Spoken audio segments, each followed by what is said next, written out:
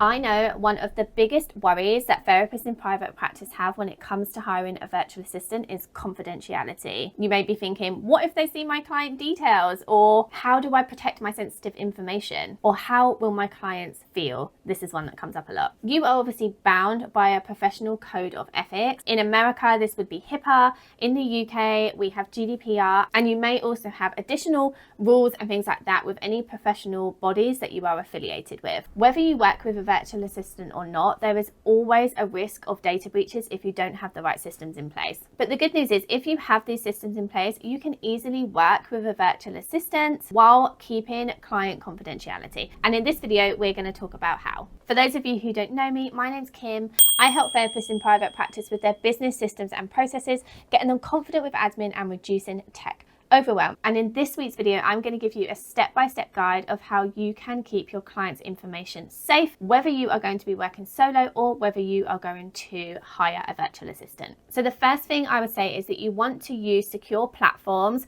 for all of your private practice data and communication. My number one tip here is Google Workspace, and I have a whole playlist about why Google Workspace is perfect for therapists in private practice. You can run your whole practice using Google Workspace and all of the apps that Google Workspace has. You can also sign a BAA with that system. And I do have a whole video of how Google Workspace can be securely used for private practice if you want to check that out next. You could also consider using an EHR, which is an electronic health record system, like Xander. That was my preferred EHR, but there are many others that you can choose from. The other thing I would say is to use a password manager such as LastPass to save all your passwords. You want to have that extra security of how you log in to all of your systems and where all your client data is kept. And once you have this system, you will then be able to securely share passwords with other people that might need them, such as a virtual assistant or somebody in your clinical will that would need to have access to certain things. And you can easily revoke that access very quickly as well. So the next thing that I would say, whether you are looking to hire a virtual assistant or not, is to have SOPs, which are standard operating procedures and templates for everything in your private practice. You want to make sure that you are following the same procedure every time you do a certain activity to make sure that you are not vulnerable to data breaches. So for example, you would have an SOP for how you get a release of information from your client, how you send information on your client to a relevant doctor or somebody else in their care, so that you can reduce the possibility of you sending that to the wrong person or even sending it to the right person, but you don't have that release of information in place. Having templates is also a great way to speed up things, but also make sure that you are giving the right information at the same time. You can create email templates, you can create letterhead templates, you can create spreadsheets and things like that. Once you have these SOPs in place, it's also going to make handing things over to a virtual assistant so much easier. Having email templates that they would just copy and paste is going to make sure that you are giving the same level of service to your clients that you were always giving. When I first started working for my third client, that's when I was introduced to Google Workspace and all of its amazingness. And she had Gmail templates set up for everything. I did not have to write any emails myself. Yes, I personalized, edited, added a couple of lines here and there, depending on what the situation was. But she had the basis and the skeleton of any kind of communication that I could ever possibly need created. She also had a folder of SOPs, she had video walkthroughs, she had everything. And yes, I was able to create different systems, speed things up and things like that, because that was my expertise. But everything I needed to take over the running of her private practice was already there, and it was so much easier than starting from scratch or having a zillion conversations back and forth and causing you as a therapist more stress and feeling unconfident in your VA because they don't understand what's going on, when actually it's because you have these lack of SOPs. Another thing I would suggest is actually setting up a process for mistakes. So this can start with you. If you make a mistake, if you send a doctor an email and there isn't a release of information, if you send a report to the wrong person, if you send a link to an invoice and you send it to the wrong person, like what are you going to do when those things happen? Now, if you are in the UK, you are probably a member of the ICO. I'll put a link for that below, but most people know what that is.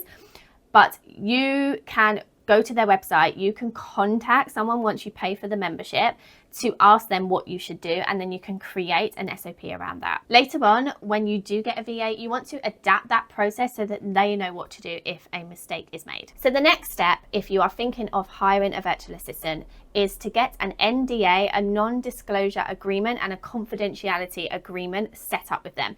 I actually asked ChatGPT to create one for me, so I'm actually going to link to that in the description. You're not going to need to sign up for anything. Like, I'm just going to put the link to the Word doc in the description, and you can literally just copy and paste it.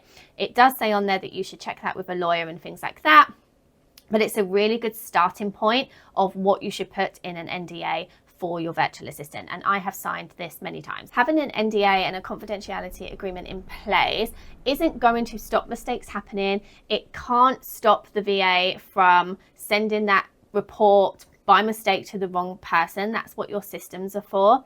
However, it does set the legal expectations, and it does give you protection as the therapist against the virtual assistant if they do make a monumental mistake. Basically, what you want to include in there is that they won't download anything to their own personal computers. They won't share any client information without that being agreed. All the things around data protection, and that they will take all the necessary steps to secure their own computers and things like that, and what the consequences are for those breaches. Okay, so you have the systems in place, you have SOPs and templates, and you have an NDA ready for your virtual assistant to sign. So the next step is testing out your VA with smaller, non-confidential tasks. It is going to take you a while to build trust with your virtual assistant and be able to kind of hand everything over. So in the meantime, you can give them something to do that isn't going to need them to have access to every single thing in your private practice. When I first started working for my first client, the first thing I did for them was their bookkeeping. I actually had a background in bookkeeping in my previous job, and we had discussed this previously, and so she said, oh, would you like to do mine, you know? And I was like, sure, I can do yours. And I created a spreadsheet which I now sell. So I did her bookkeeping. Yes, that meant that I had access to her accounts, but she provided me with the bank statement, and I just did the bookkeeping for her. And this showed her, you know, my skills. It gave her information about my time management and how quickly I could turn things around and things like that. But it didn't mean that I had access to all the client data. I might have seen who paid for the session, but that might be like Mrs. K Simmons or something like that. I didn't have like full information on these clients. I had no email addresses and things like that. Once I'd done that for a couple of months, I then started taking on invoicing. So I did have a little bit more information about the clients, and I had access to her inbox so that I could send the invoices, and I knew how much the clients were paying. But again, I still didn't have key information about, you know, where they lived or any access to any reports that she had written or other people had written on them. And basically we just built that relationship up slowly, and she gave me more and more work, and now I run the practice start to finish, and she doesn't really have anything to do with any of the admin in the practice, which she loves. Some other things that you could kind of test your virtual assistant out with is website updates. So, you know, if you want to make some changes to anything on your website, you want to upload a blog, things like that. Anything marketing related, so any kind of social media, any kind of networking, emails and things like that they can do. And then there might be some general admin, such as tidying up your inbox or organizing paperwork and making sure that there are client files created on your system. So there are lots of things that you can kind of do to test the virtual assistant out and make sure you have a good working relationship. And then you can generally increase the amount of tasks that they are doing as that trust is built. One way to find a virtual assistant for your private practice is to get referrals from other therapists in private practice, so some of your peers, many of them will have a virtual assistant. So asking them for recommendations is a great place to start. Having a VA that has worked with therapists in private practice in the past is going to be a huge bonus for you for various reasons. But the main reason is that they understand that level of confidentiality and security that is needed for your clients. And when you are interviewing a virtual assistant, which you should interview them, a key question to ask them is, what would you do if you made a mistake? What would you do if you sent a report to the wrong doctor? And this was asked of me in my interview with my third client, the one that had Google Workspace and all the SOPs set up. And it really caught me off guard because I hadn't been interviewed for a position before. And this was quite a head-on question. But obviously I must have answered it really well because she was really happy with my answer. And so this will really give you an idea of how they do handle things when they make a mistake. Okay, so I hope you found this video useful. I just want you to feel confident that you can 100% work with a virtual assistant if you are a therapist in private practice. You can do this securely and in the right way if you follow the steps that I have outlined in this video. Please also note that it's going to take you a while to build a relationship with your virtual assistant so that you kind of trust them implicitly to do everything in your practice. There is going to be that period of adjustment as you start working together. And please don't feel like within this time period that, oh, things aren't working, I can never work with a virtual assistant. Maybe you just need time with this person, or maybe you just don't work well together.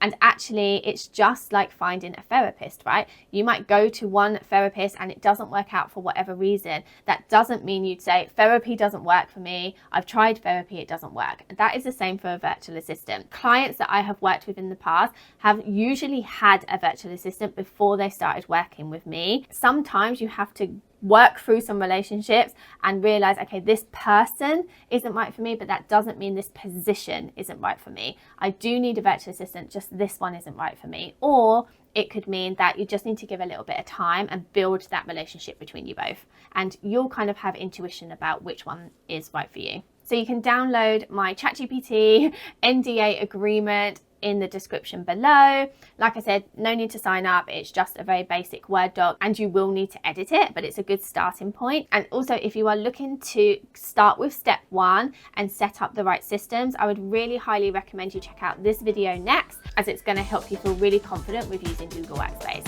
Until next time, thanks so much for watching.